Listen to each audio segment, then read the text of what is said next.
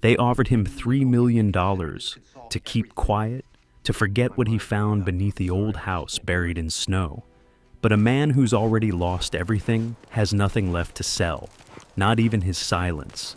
That night, as the wind howled through the valley, Mike and his loyal dog Max stood before the moss-covered walls his grandfather once called home.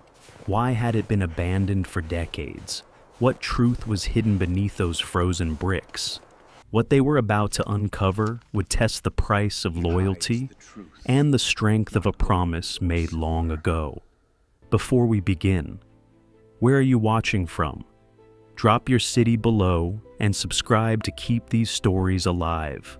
Snow fell in slow, whispering veils across the dim country road, blanketing fences, mailboxes, and power lines in a soft, white hush. The world was frozen still, except for the faint hum of an old pickup idling at the curb. Inside sat Mike Harris, 47. His broad shoulders hunched beneath a frayed beige canvas jacket, breath fogging the windshield as though even the truck itself exhaled grief. He had once built bridges for the army. Now he could barely cross one without remembering the ones he couldn't save. His hazel-brown hair showed streaks of silver at the temples, his jaw rough with neglect, and the deep lines beneath his eyes spoke of years spent fighting sleep and memories alike. The door behind him had slammed for the last time. It wasn't his anymore, the house where he and his late wife Sarah had built a quiet life. Sarah had been tall and slim, with pale freckled skin and hair the color of wheat, always curling at the ends when it rained. She had a laugh that filled every corner of their home, and even now, Mike could still hear its echo under the hum of the wind. The illness took her softly, like a candle running out of wax, leaving behind rooms that smelled of lavender and goodbye.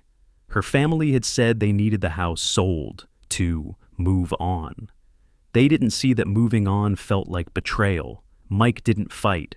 War had taught him that you can win an argument and still lose everything. Now, his boots sank into slush as he crossed the curb.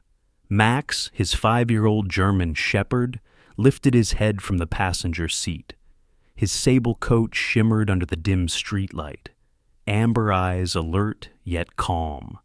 The dog didn't bark or whine. He simply tilted his head as if asking, "Where do we go now?" Mike managed a thin smile, opened the door, and slid into the driver's seat. The cab smelled faintly of gasoline, damp fabric, and the earthy scent of dog fur. The heater blew weakly, coughing like an old man reluctant to wake. Mike rubbed his hands together, then reached for a worn duffel bag on the floor, unzipped it, and checked the contents. One spare shirt, a canteen, a pocket knife, a few bills, maybe enough for 3 days of gas and bread. Beneath it all, something stiff brushed his fingers. He pulled out a small leather photo album, its spine cracked, the corners chewed by time. He hadn't opened it in years. Looking back always hurt worse than moving forward. Inside were fading snapshots of another life. A boy in muddy overalls holding a carved wooden bird. An old man behind him, smiling proudly. William Harris, Mike's grandfather, a tall, weathered carpenter with deep-set gray eyes and hands calloused by war and wood alike. After the war, William had retreated to Blue Hollow, a quiet valley 5 hours north of Franklin, where he built furniture by hand and spoke little, as though every word cost him another memory. Tucked between the photographs was a folded note, the ink browned and slanted by an unsteady hand. When you were lost, come back to where your soul was raised. There, the wind will still call your name with love. Mike's throat tightened. He could almost hear the old man's voice, steady, low, comforting. William had fought his own silent battles. They called it nerves back then, not PTSD. He used to tell Mike, "When your mind won't quiet down, let your hands do the talking." That's how Mike learned to build, to fix, to survive. Snow hissed against the windshield. He stared out into the white blur, his breath a ghost in the glass. Max nudged his elbow gently. "Yeah," Mike murmured. "Time to go home, huh?" He started the engine. The tires spun, caught, and rolled forward onto the empty road. The house behind him disappeared into the snow, fading like a memory erased in real time. He didn't look back again. Hours passed. The world shrank to 2 headlights and the whisper of wipers. The radio was dead, but he found an old Johnny Cash tape wedged in the dash and let it hum through the static. He drove north, mile after mile, through towns asleep behind drawn curtains, through service stations closed for the night. Sometimes he spoke to Max, mostly to himself. The dog just listened, head resting on his paws, eyes half closed as if he understood every word. By the time the sky turned gray, the storm had thinned to drifting flakes. A rust-streaked sign emerged from the snowbank. "Welcome to Blue Hollow, population 312. Mike smiled faintly. It was smaller than he remembered. The truck crept along a narrow road lined with birch trees, their white trunks glowing faintly in the dawn. The hills rose ahead, wrapped in fog. When he cracked the window, the cold air rushed in, sharp with pine and river ice.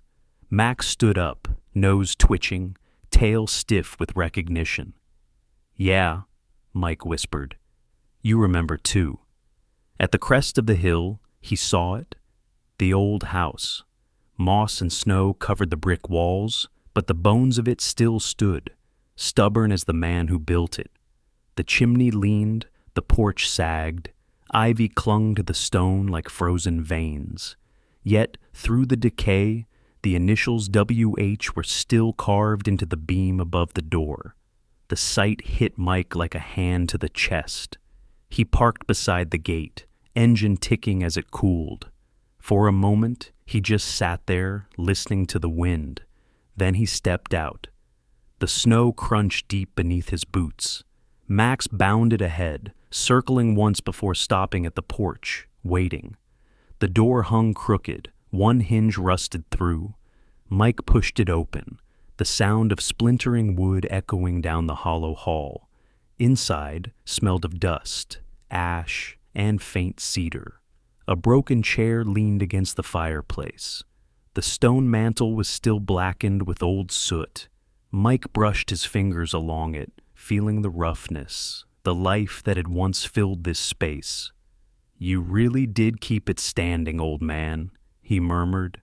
Max wandered through the room, tail low, sniffing every corner, as if reacquainting himself with ghosts.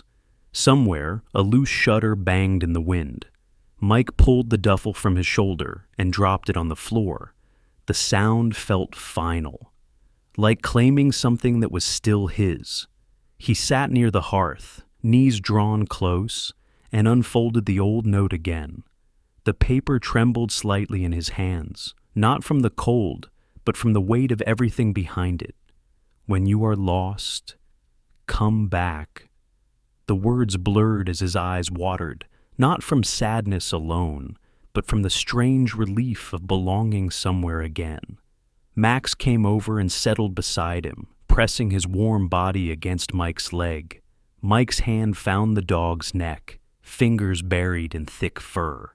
The fireless hearth loomed before them, but somehow the air didn't feel so empty anymore. Outside, the storm quieted to soft flakes drifting past the doorway. Through the broken shutters, dawn spilled in, muted gold across gray stone. Mike leaned back against the wall, eyes half closed. For the first time in years, the silence wasn't cruel. He thought of Sarah, of her laughter on summer mornings. He thought of his grandfather's steady hands and how he always said, "Build something, even if it's only hope." He exhaled slowly and whispered into the room, "I'm home, Grandpa."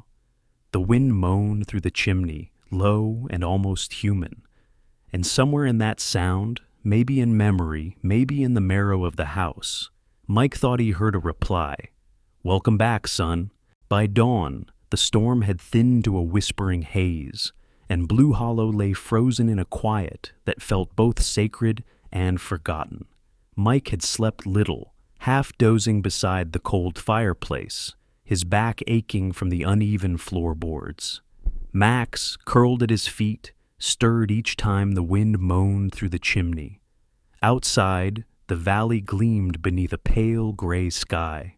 The stream behind the house sheathed in ice that cracked softly like an old man's sigh. The place seemed alive in its silence, breathing faintly through every seam and crevice.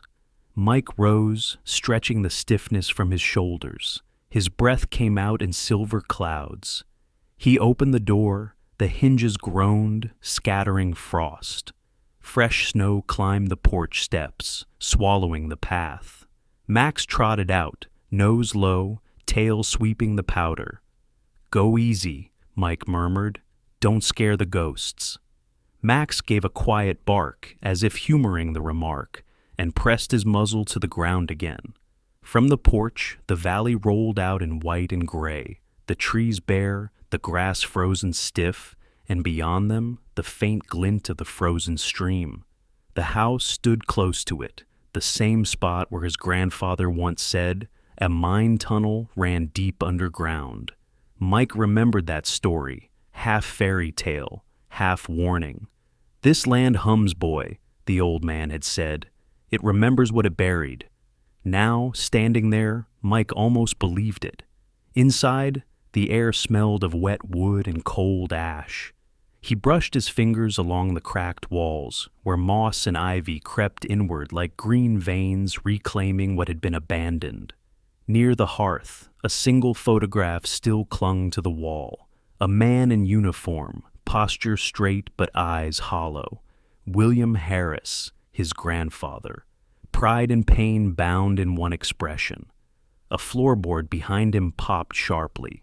Max turned, ears pricked, eyes fixed on the far corner. "What is it, boy?"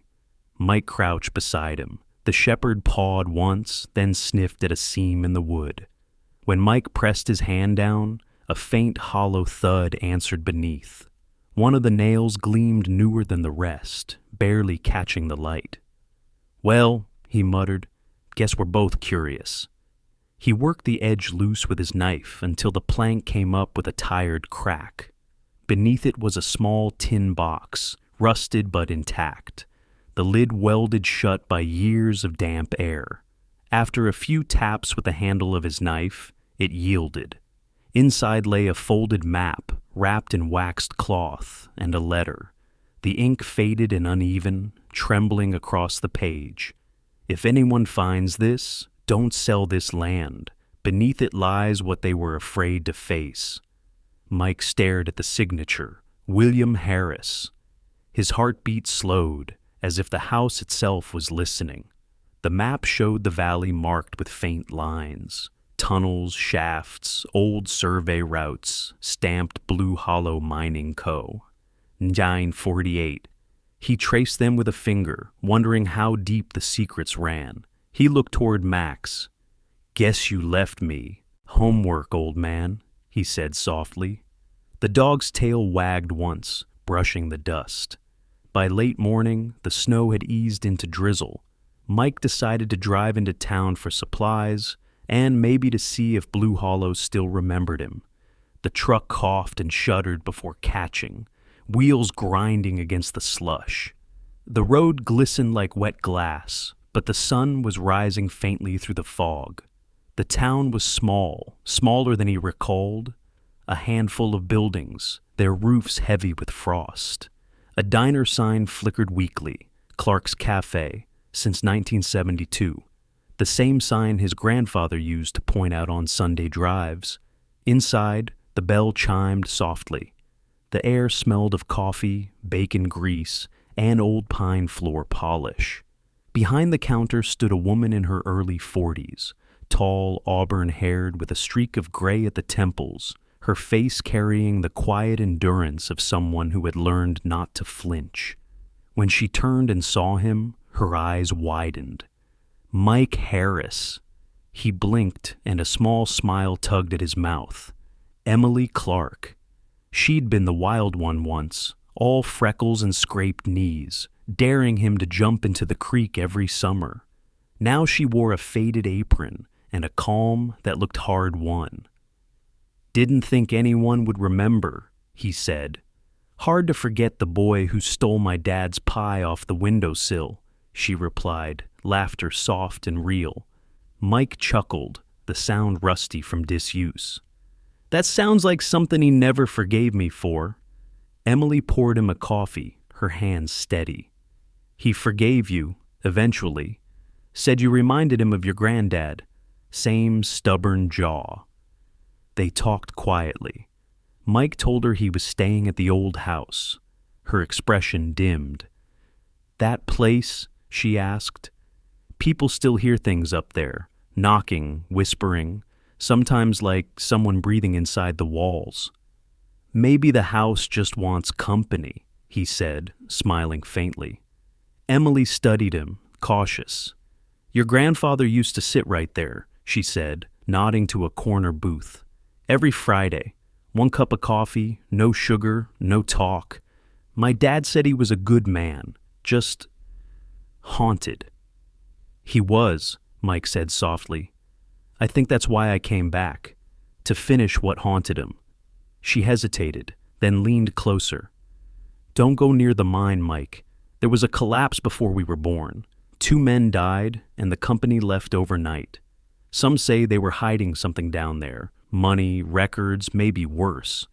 Blue Hollow doesn't forget, but it doesn't forgive either." Mike's eyes dropped to his cup, watching the steam twist like smoke. "Then maybe it's time somebody remembered." When he rose to leave, Emily followed him to the door.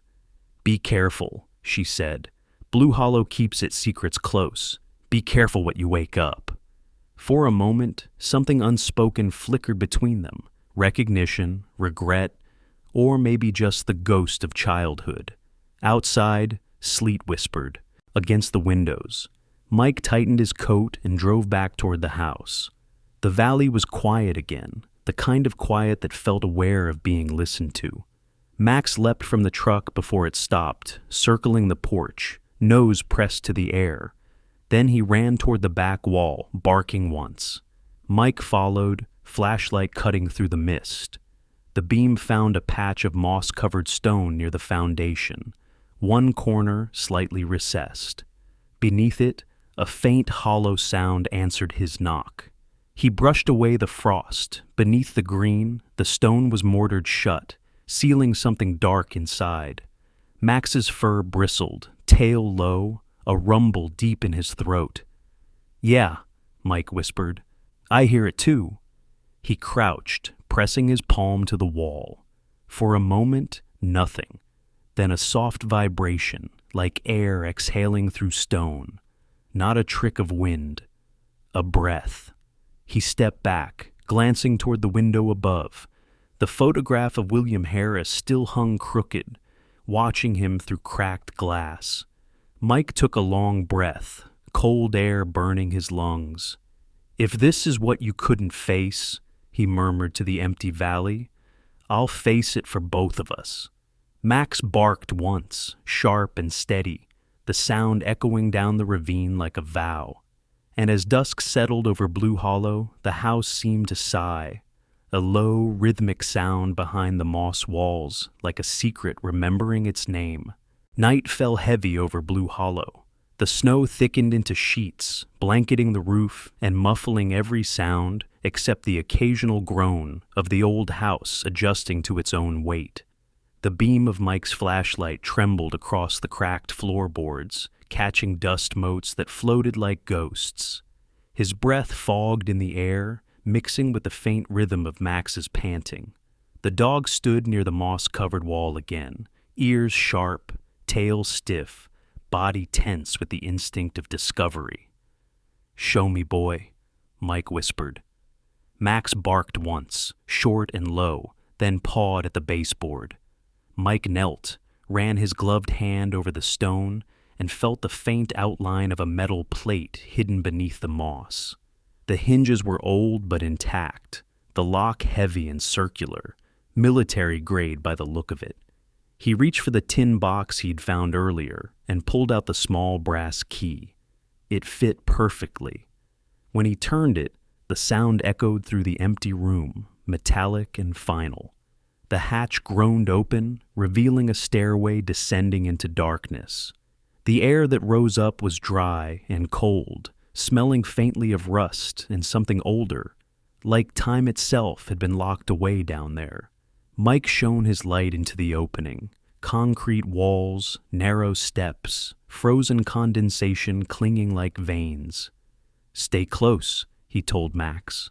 The German shepherd moved first, cautious but fearless, nails clicking on each step as they went down.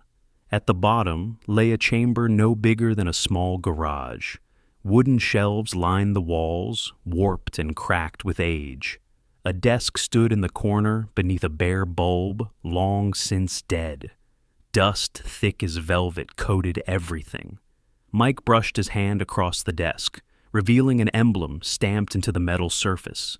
Blue Hollow Mining Co., 1948. The same name from the map.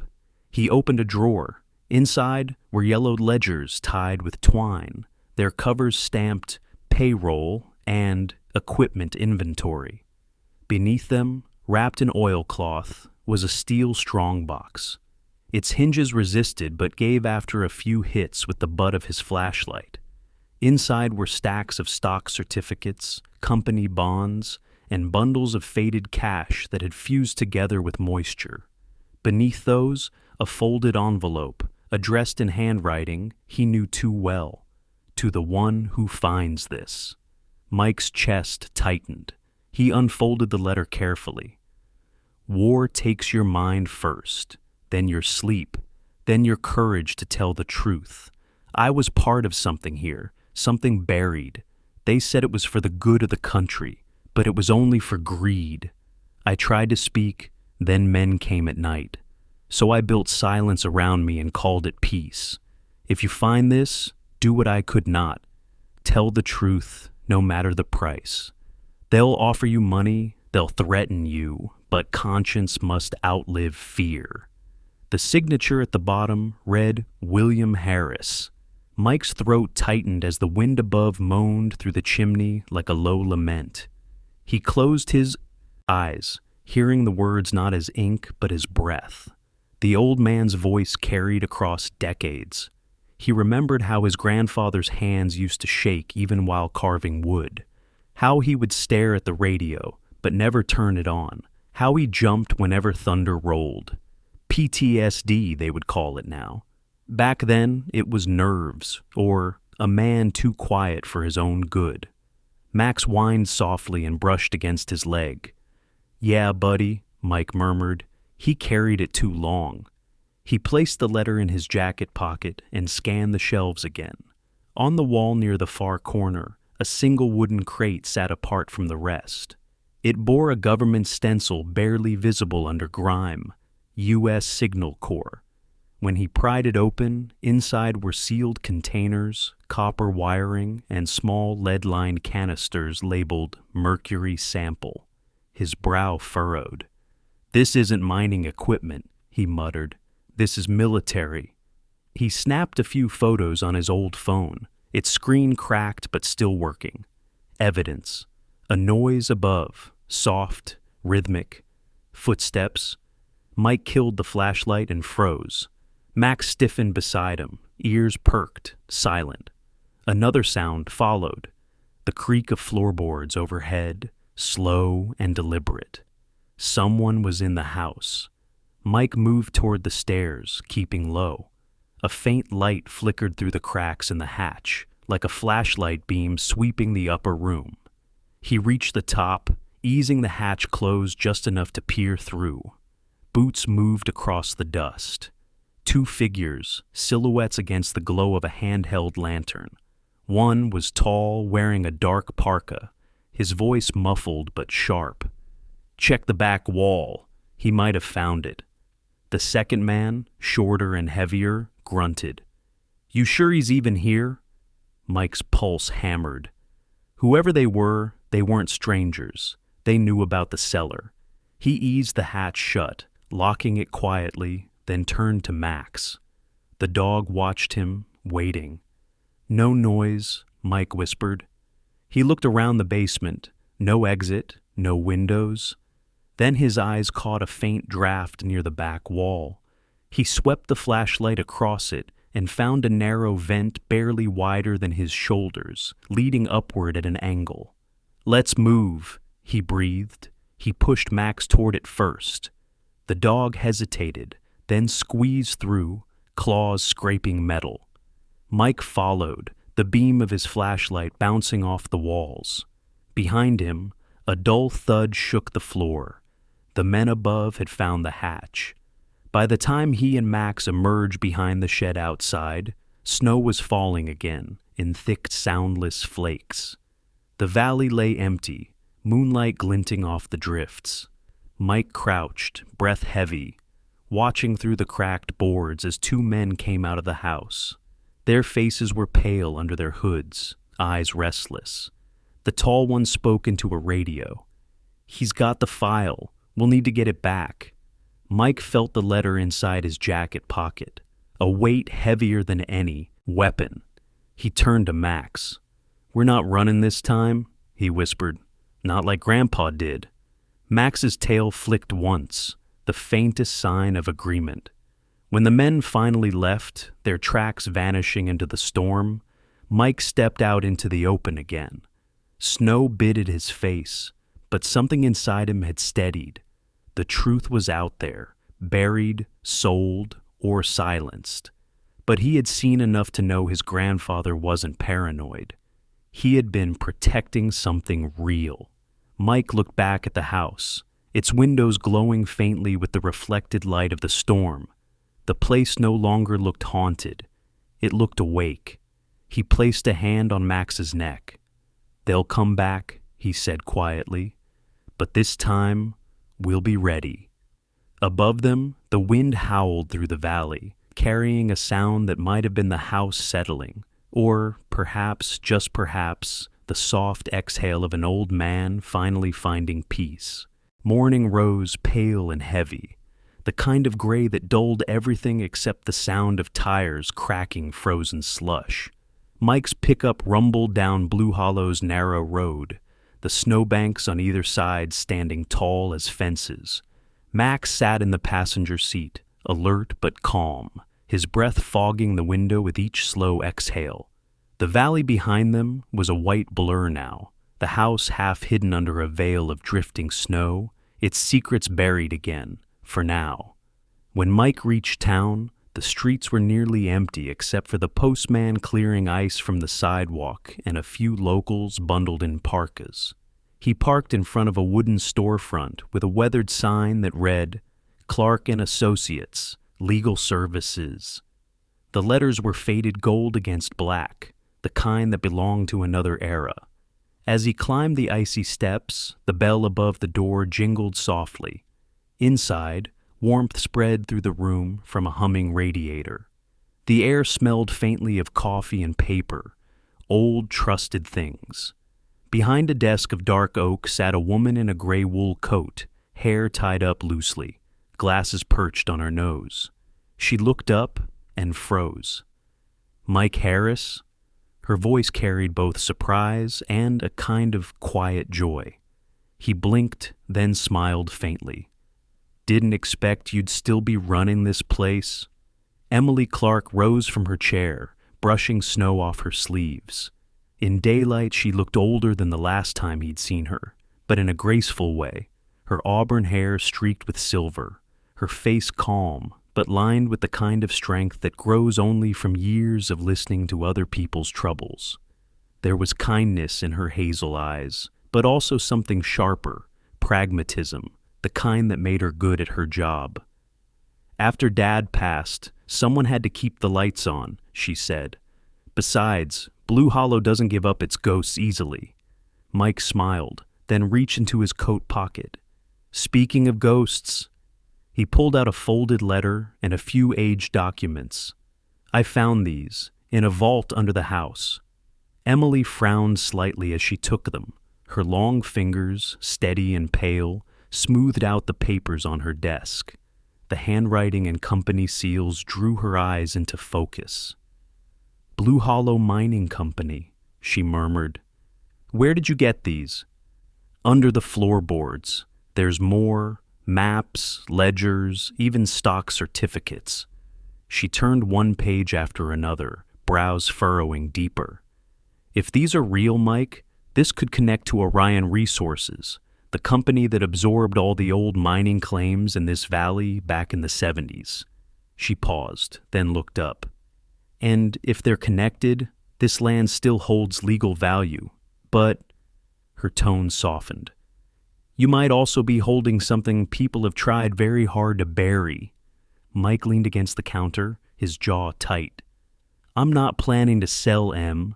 My grandfather stayed quiet because he was scared. I've already seen what silence costs." Emily exhaled slowly. "You always were stubborn," she said with a small smile. "But listen, if you want to make this official, I can help you file a claim. It'll bring attention, though, and not all of it good." He nodded. "That's fine. The truth doesn't stay buried forever." Their eyes met for a brief moment, something unspoken there, a shared memory of simpler days before the world hardened them. Then Emily closed the folder carefully and slid it into a drawer.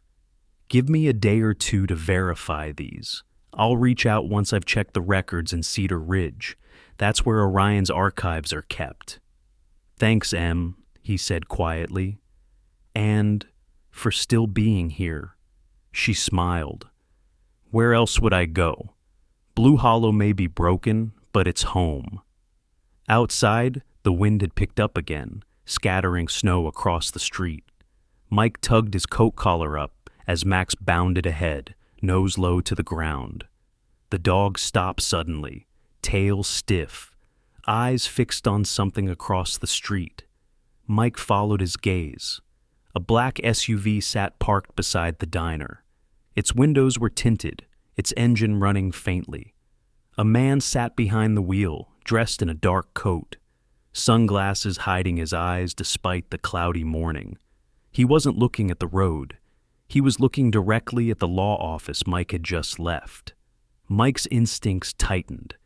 He'd seen that kind of stillness before, in men trained to wait. He kept walking, pretending not to notice.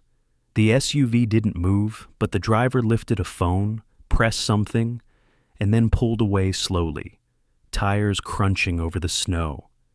"Easy, Max," Mike murmured. The dog gave one soft growl before falling into step beside him. They stopped by the diner for coffee. Inside, the same waitress from the other day, a small woman in her 60s named Mrs. Calloway, recognized him and waved him over. She wore a knitted blue hat, pulled low over short gray curls, her smile bright despite the lines of fatigue etched deep around her mouth. "Cold one today, Mr. Harris. Coffee on the house," she said, sliding a steaming cup toward him. Mike smiled. "Thanks, ma'am. You've got a good memory." She shrugged, pouring more coffee into a trucker's mug nearby. "In a town this small, we remember the ones who leave, and the ones who come back." Her tone shifted, a shade more serious. "You keep your head down now. Not everyone's happy about old mines being talked about again." Mike froze mid-sip. "You've heard something?" Mrs. Calloway leaned closer, her voice low. "A man was asking about you last night. Said he used to work security for Orion. Left a card, but I didn't take it." Mike felt the weight of the letter in his pocket again. "Thanks for the warning." He finished his coffee quickly and left a few bills on the counter. Max trotted beside him as they stepped back into the cold. The street was quieter now, the kind of stillness that hides movement. Back in the truck, Mike sat for a long time before starting the engine. Snowflakes danced against the windshield like drifting ash. He watched the road where the SUV had gone. For the first time, He realized that returning to Blue Hollow hadn't just resurrected the past, it had drawn something out from beneath it. When he finally started the truck, Max barked softly, watching the window. Behind them, faint tire tracks crossed the street, two sets side by side, vanishing into the forest road. Mike followed them with his eyes until they disappeared into the snow. "They're watching," he said quietly. Max whined once, then pressed his head against Mike's shoulder as if to remind him he wasn't alone. The pickup rolled forward through the falling snow. In the rearview mirror, the town shrank until it was only a smudge of gray and white. Somewhere behind those clouds, trouble was already forming. Mike tightened his grip on the wheel, the ghost of his grandfather's words echoing like a warning. "Do what I could not. Tell the truth, no matter the price." By late afternoon, the snow had eased into a dull gray mist, the kind that turned every sound into an echo. The house creaked softly as Mike stoked the small fire in the hearth. The air smelled of smoke and wet wood, the comforting scent of survival. Max lay by the door, his ears twitching even when his eyes were closed. Outside, Blue Hollow felt too quiet. Like the pause before something decided to move. The knock came just before dusk. 3 slow, deliberate taps. Mike froze, one hand still on the poker. Max rose instantly, hackles lifting, a low growl rumbling in his throat. The knock came again, firmer this time. Mike crossed the room, his boots whispering across the floorboards, and opened the door. A man stood in the snow, tall, around 50, his dark overcoat trimmed with frost. His face was hard, tanned by years spent outdoors, and a faint scar cut from his left cheek to his jawline. His hair was short, military neat, iron gray against sun-weathered skin. He carried himself with the rigid calm of someone used to control, each movement deliberate, practiced. His eyes, the color of steel, studied Mike without blinking. "Evening," the man said. His voice was smooth but cold. "Mind if I come in?" "Depends," Mike said, gripping the doorframe. "Who's asking?" The man stepped closer, boots crunching over ice. "Name's Daniel Hodge. I represent a private consortium with interests in Orion Resources. You've got something that belongs to them." Mike didn't move. "You mean something they buried 50 years ago?" Daniel's thin smile barely lifted the scar on his cheek. "You're a smart man, Mike. Smart men know when to walk away. I'm here to make that easier." He opened the briefcase he carried, black leather, spotless despite the weather. Inside, neatly stacked bundles of cash gleamed faintly under the porch light. $3 million, Daniel said calmly. "Cash, no questions, no consequences. You sign a non-disclosure agreement, hand over the documents, and we both forget this conversation ever happened." For a moment, Mike said nothing. The smell of snow and smoke mingled in the doorway. Max stood beside him, silent but tense. Finally, Mike's voice came low, steady.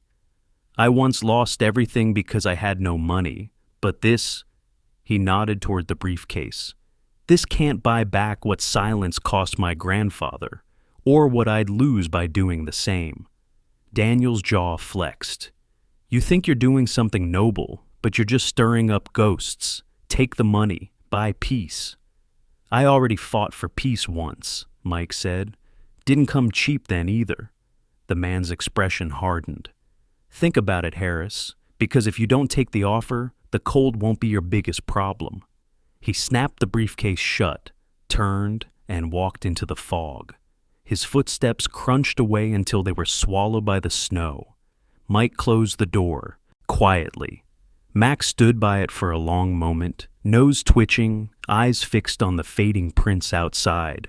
That night, the wind rose again, rattling the windows and whispering down the chimney. Mike sat at the table with a cup of black coffee gone cold. The letter from his grandfather lay open beside him, the ink faded but still legible. "Tell the truth, no matter the price." He glanced at Max. Guess we just found out what the price is. The dog didn't sleep that night. He moved from door to window, ears pricked, body rigid. Around midnight, he began pacing near the back door, whining softly, then growling low. Mike frowned. "Easy, boy, it's just the wind." But even as he said it, the air changed. Beneath the scent of burning wood came something sharper, chemical, oily, gasoline. He shot to his feet, grabbing the flashlight. The beam cut through the frost on the window, landing on a figure outside. A man in a dark coat was crouched near the porch, splashing liquid from a red canister along the wall. "Max, back!" Mike shouted. He lunged for his coat, throwing open the door. Max bolted ahead, barking loud and fierce, his voice tearing through the night like an alarm.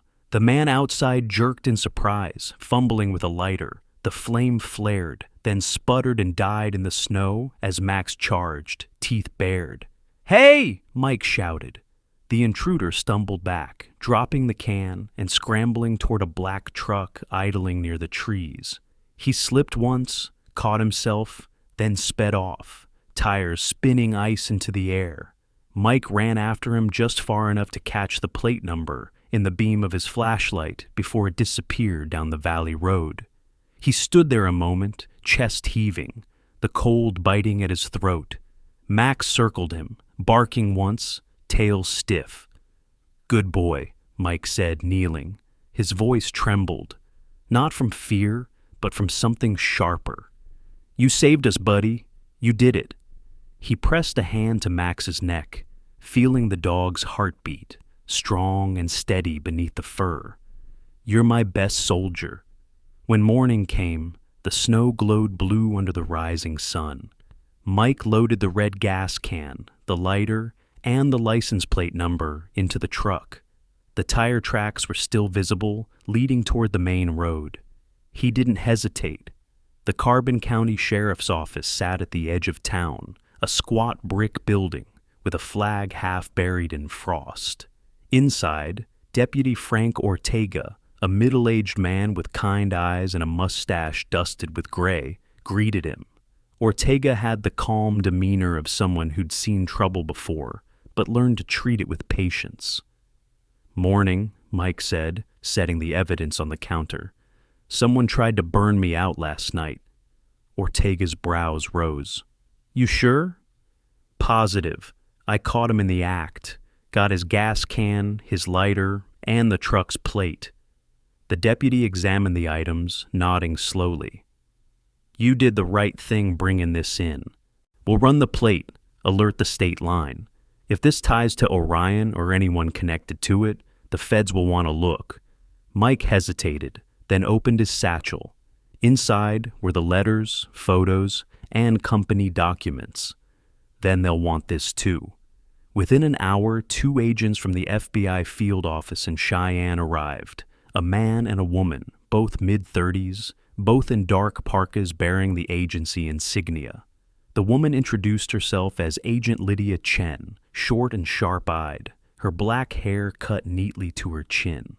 The man, Agent Peter Lawson, was taller, heavier built, with a square jaw and the kind of steady gaze that made people answer before he even asked. Mike told them everything: the vault, the documents, the offer, the fire. Chen took meticulous notes, her pen gliding quickly. Lawson said little, but his eyes never left Mike's face. When they finished, Chen closed her notebook. "Mr. Harris, what you've uncovered may be part of a larger investigation.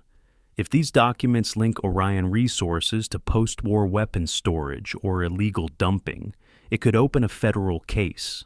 Lawson added, "You'll be contacted again, but for now, stay put and stay safe." Mike gave a small, humorless laugh. "Safety seems like a luxury in Blue Hollow." Chen actually smiled. "Then don't give them what they want. Fear. They're counting on it." As they left, Max lay at Mike's feet, head resting on his paws, eyes half closed, but ears still alert. Mike looked down at him, then out the frosted window toward the valley. "This isn't just Grandpa's fight anymore," he said softly. "It's ours." Max wagged his tail once, the faint sound of it brushing against the wooden floor like an oath. Outside, the sunlight caught the frozen trees, making them glitter like glass. For the first time in days, the air felt lighter, as if the land itself had begun to exhale. Morning came blue and cold, the kind of light that made even the snow look tired. Mike stood on the porch with a cup of black coffee gone lukewarm in his hand. The valley below was hushed, the air so still he could hear Max's steady breathing behind him. Smoke rose faintly from the chimney, curling upward before fading into gray sky. For the first time in days, he felt the quiet wasn't watching him. It was simply resting. 2 days had passed since the fire. The local sheriff's office had called once, and the FBI twice. By the third morning, Agent Lydia Chen returned with a convoy of county patrol trucks. She climbed out, her dark parka dusted with frost, her expression brisk but not unkind. "We got a match on that license plate," she said without preamble. "Belongs to a shell company under Orion Resources. The driver's been picked up in Laramie. He's talking." Behind her came Agent Peter Lawson, bulkier, his square jaw unshaven, fatigue shadowing his eyes. He gave a curt nod. "They're running cleanup operations, trying to destroy records. But your evidence?" He gestured toward the satchel in Mike's hand. "Stop them cold." Mike let out a slow breath, the cloud of it drifting toward the porch rail. "So it's over?" "Not yet," Lydia said. "But the hard part is done. The DOJ's opening a full inquiry into Orion's wartime contracts. You may need to testify when this goes federal." Mike smiled faintly. "I've stood in worse rooms." Lydia's expression softened. "You've done good work here, Mr. Harris. Your grandfather would be proud." She turned to leave, then paused. "By the way, the man who tried to bribe you, Daniel Hodge, he's on the run. We think he's crossing into Montana. Don't worry, we'll find him." After they drove away, the road fell silent again. Max nudged Mike's hand with his nose, tail sweeping the porch. "Yeah," Mike said quietly, scratching behind his ears. "We'll let them handle the rest." That afternoon, the sky cleared enough to show the outlines of the mountains to the west. Emily arrived in her pickup, tires crunching across the icy lane. She climbed out wearing a thick wool coat, hair loose, cheeks flushed red from the wind. "You're hard to find," she said, smiling. "I brought lunch and a few papers." Inside, the fire cracked in the hearth as she laid out sandwiches and thermoses. Max settled near her feet, eyes half closed. "He's loyal," she said. "You can tell he doesn't rest until you do." "Yeah," Mike said softly. "He's saved me more than once." Emily unfolded a stack of legal documents. "The state's freezing Orion's local assets. That means this property, your grandfather's house, isn't under corporate claim anymore. It's yours, officially." Mike blinked. "You did that?" She shrugged lightly. "Someone had to make it legal before the feds turned it into evidence. Storage." He laughed once, low and genuine. "I owe you, Em." She met his eyes across the table. "No, you don't. You just have to do something good with this place. That's what your grandfather would have wanted." Outside, the wind had picked up again, swirling snow against the windows. Mike stared into the fire, thinking of his grandfather's trembling hands, the silence he'd lived inside. "He tried to build peace here," he said. "Maybe it's time I finish the job." "Finish it how?" He looked up, a quiet determination in his gaze. "By turning this house into a place for people like him, veterans, people fighting wars no one can see. A workshop, maybe, somewhere they can build again." Emily's smile was slow, warm. "You've already got the carpenter's touch. and the heart for it. For the next weeks, Blue Hollow changed. The FBI trucks came and went. The news crews never quite made it up the mountain road. Mike worked through the days, patching beams, sanding floors, hauling out debris. The old walls, once scarred with mold and soot, began to breathe again. He carved a new sign from pine wood and hung it over the door. The Harris Home, for healing hands. Word spread. 2 veterans from Carbon County visited first, one missing part of his leg, the other his voice. They helped clear the back shed, turning it into a small carpentry workshop. Later, a retired nurse from Laramie brought blankets and old medical equipment. The silence that once haunted the house now filled with sounds of work and laughter. Every evening, when the tools quieted, Mike would sit on the porch with Max beside him. The dog, now 6 years old, was grayer around the muzzle, but his eyes still burned bright amber in the fading light. Sometimes Emily stayed too, sitting on the steps with a mug of coffee, her breath rising like smoke in the cold. "You ever think about leaving?" she asked one night. Mike shook his head. "I already did once. Took me this long to find my way back." The next morning, a letter arrived, official, sealed in blue, from the Department of Justice. Inside, one line stood out. The testimony of Michael Harris directly contributed to the prosecution of Orion Resources executives on charges of fraud and obstruction. He folded it slowly, tucking it beside his grandfather's old note in the photo album. The words blurred for a moment as his eyes stung, not from grief, but relief. Outside, sunlight touched the valley for the first time in weeks. The stream behind the house began to thaw, faint rivulets cutting through ice, whispering their way toward the open river. Mike stepped outside with Max at his heel. The air smelled of cedar and snowmelt. He paused, looking back at the house. The windows reflected the light like calm eyes. "We did it, Grandpa," he said quietly. "We kept the promise." Max barked once, sharp and joyful, his tail wagging. Mike laughed, reaching down to ruffle his fur. Together they stood, watching the frost retreat inch by inch as the world began to breathe again. Spring came late to Blue Hollow, slipping in quietly through melting snow and shy sunlight. The valley that once slept under ice began to stir. Rivulets of water trickled down from the hills, and the pines, heavy with dew, bent as if bowing to something sacred. Mike stood before the old brick house, its walls streaked with moss and time. He could have sold it now. There were offers, even whispers of buyers curious about that ex-veteran's place in the hills. But instead of leaving, he stayed. The house was no longer a relic of silence. It had become the Blue Hollow Home, a center for veterans living with PTSD, rebuilt from the same bricks that had once held his grandfather's ghosts. The cracked walls remained, lightly painted so the scars still breathed through the whitewash. Mike refused to erase the past. He only opened its windows and let the light in. The first group of veterans arrived in early April. There was Sergeant Tom Reeves, broad-shouldered and soft-spoken, whose right arm bore the burn scars of an ambush in Kandahar. He moved slow, deliberate, like a man learning to trust gravity again.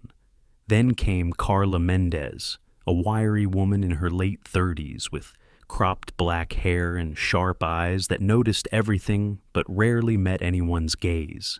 She had once been a medic, and she still kept her bandages folded neatly in a tin box by her bed.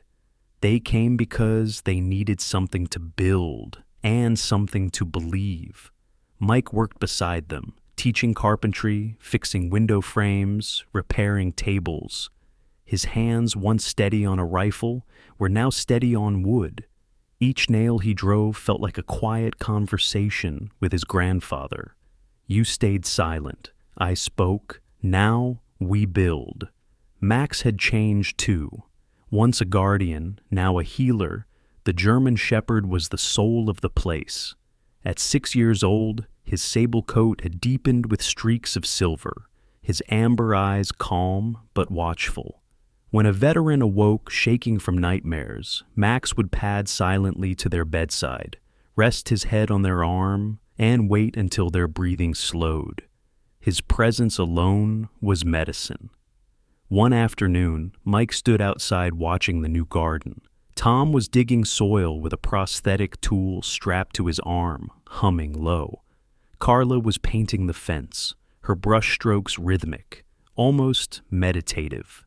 Emily's truck rolled up the hill, sunlight glinting off its dusty blue hood. She stepped out wearing a light sweater and jeans, her auburn hair loose and shining in the spring light. Her eyes took in the scene, the laughter, the scent of fresh paint, the sound of Max barking happily near the well. "Blue Hollow home," she said softly. "Has a nice ring to it." Mike smiled, wiping sweat from his brow. "You should have seen it a month ago. Half the walls were crying." Emily walked closer, brushing her fingers across the doorway's old stone. "I remember being afraid of this place when I was a kid," she said. "Your grandfather hardly spoke. The windows were always dark. I thought maybe he didn't like people." Mike's smile faded into something gentler. He didn't hate people. He just couldn't talk anymore. Some voices get lost in the noise after the war. But I think he was waiting for someone to listen. She turned to him, sunlight catching the faint lines at the corners of her eyes. "And now?" "Now," Mike said, glancing toward the veterans inside. "He's got a whole house full of people listening." They stood there for a while, saying nothing. The house hummed with quiet life, tools clinking, laughter from the kitchen, Max's nails tapping softly on the floorboards. The ghosts that once filled the halls had turned into warmth. By June, the home had grown beyond what Mike imagined. Donations arrived from nearby towns, local churches sent volunteers. The sheriff dropped by weekly to check in, often staying for coffee. Even the FBI agents from Cheyenne visited once, smiling to see the transformation. The valley that once hid secrets now echoed with work songs, prayers, and laughter. One evening, as the sun sank behind the ridge, Mike sat on the porch steps, watching the veterans gather around a bonfire in the yard. The flames painted their faces in gold. Men and women who had once lost faith, now talking about fishing trips and recipes, not battles or nightmares. Emily sat beside him, handing him a mug of tea. "You did it, Mike. You turned a haunted house into a home." He shook his head. "We did it, all of us." Max trotted over and lay between them, resting his head on Mike's boot. The dog's brass bell collar chimed softly each time he breathed. For a long moment, neither spoke. The stars began to appear, and the last light of day touched the cracked bricks of the house, still imperfect, still standing. Finally, Emily said quietly, "Maybe it's not about fixing what's broken. Maybe it's about reminding people they were never broken at all."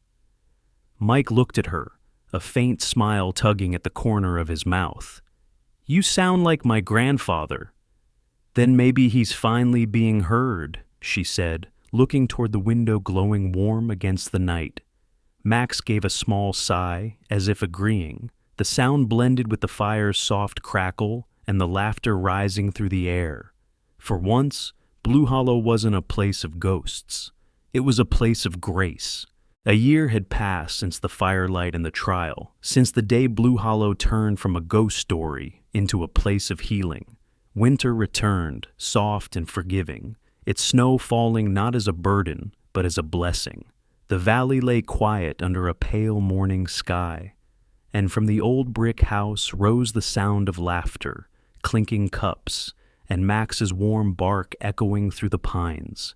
The sign above the doorway gleamed faintly beneath the frost. "The Blue Hollow Home, where soldiers and souls heal." Its carved letters were deep and sure, as if the words themselves had roots. Mike stood beneath it, brushing snow off the porch railing, his breath forming clouds in the cold air. His hair had grown a little grayer, the lines around his eyes deeper, but his posture carried a quiet steadiness. He wore a flannel shirt under his beige work jacket. The sleeves rolled to his forearms, revealing hands shaped by labor and patience. Inside, the great room was alive. A Christmas tree stood in the corner, decorated not with store-bought ornaments but with small wooden carvings made by the residents. Eagles, stars, simple hearts. On the wall hung framed photos of those who had passed through the program. Veterans smiling, cooking, sanding wood, holding mugs of coffee.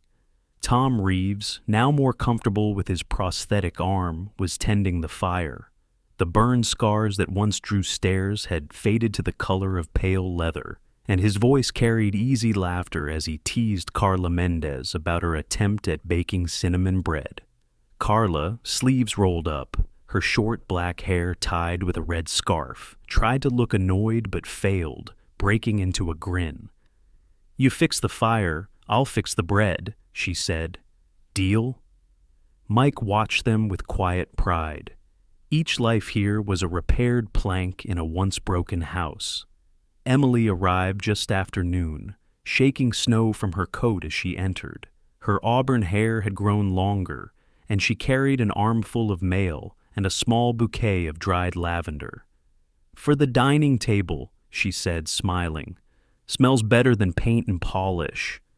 "Depends who's cooking," Mike said, glancing at the kitchen where Tom and Carla were mock-arguing over flour.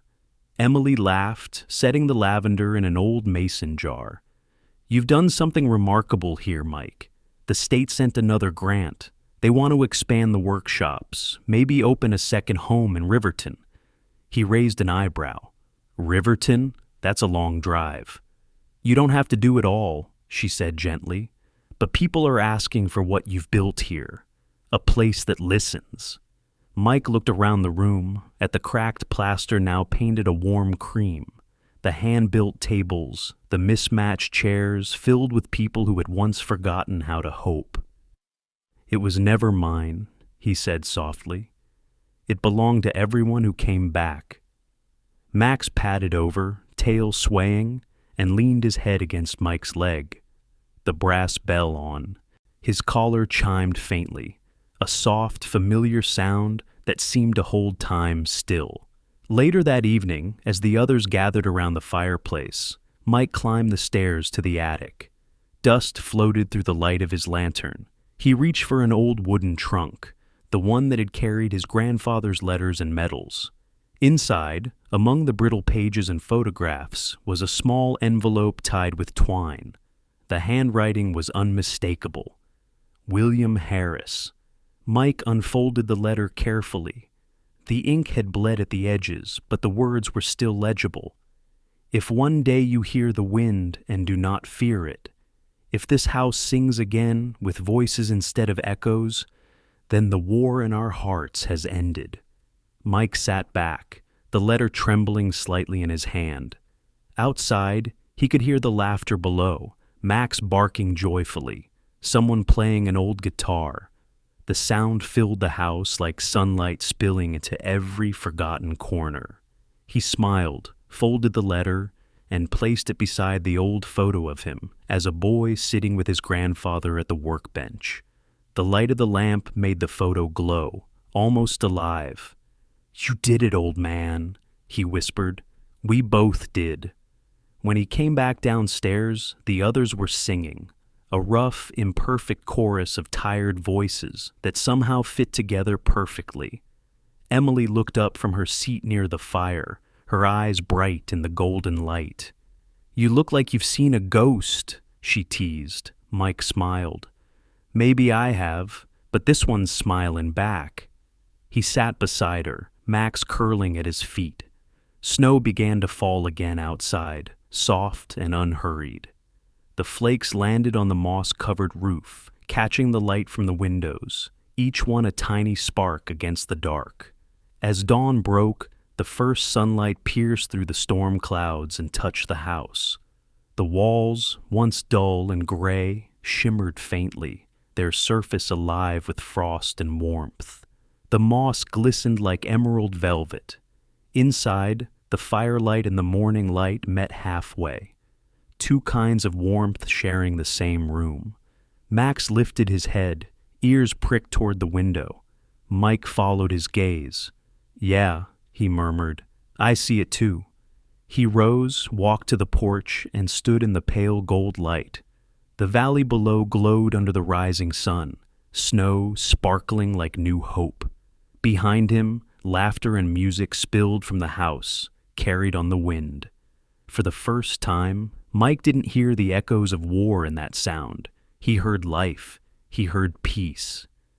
"Grandpa," he said softly, voice breaking into a smile, "I can hear the wind now, and it's beautiful." Max pressed against his leg, tail wagging slowly. The man and his dog stood together as the day brightened, their shadows stretching long across the snow. Above them, the house shone warm and alive, its windows glowing like open hearts. The war had ended, not in silence, but in song. As seasons turned and the valley breathed again, the Blue Hollow home became more than a refuge. It became a living sermon. People who had once spoken only in whispers now laughed under the same roof. The sound of hammers and guitars mingled with prayer, and even the walls seemed to hum with gratitude. Where there was once fear, now grew faith. Where silence reigned, now bloomed hope. Mike often said that healing wasn't about forgetting what broke you. It was about learning to build again, nail by nail, heart by heart. Emily stayed, helping him organize new workshops, while Max grew older but wiser, his steps slower, his gaze still full of devotion. On quiet evenings, the three of them would sit by the fire, the glow flickering over faces that had known both sorrow and salvation. Visitors often came not because they were veterans, but because they had heard that something miraculous lived in that house, a warmth that didn't come from the fire, but from the people within it. And Mike would always smile and say, "Miracles don't fall from heaven like thunder. They grow right here, from hearts that refuse to give up." When dawn rose over Blue Hollow and the snow shimmered like glass, the wind carried more than just cold. It carried prayer. A prayer for every wounded soul, every lost voice, every lonely heart searching for home. And if you stood still enough, you could almost hear the echo of William Harris's words. "When the wind no longer frightens you, peace has already found you."